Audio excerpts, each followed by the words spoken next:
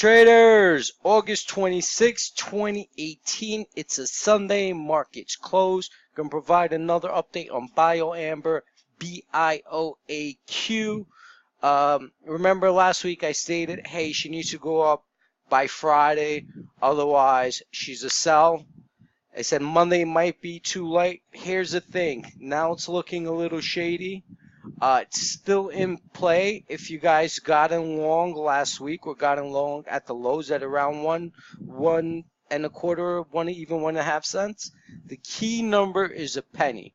She goes under a penny, she is done.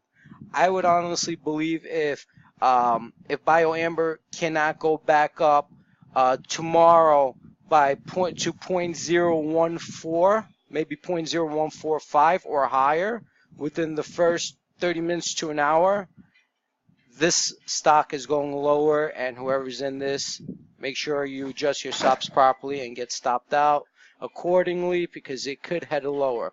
Once again, my name is Zelman. You can follow me on Twitter at Trading Teacher. Visit my site for upcoming live trading courses, thetradingteacher.com.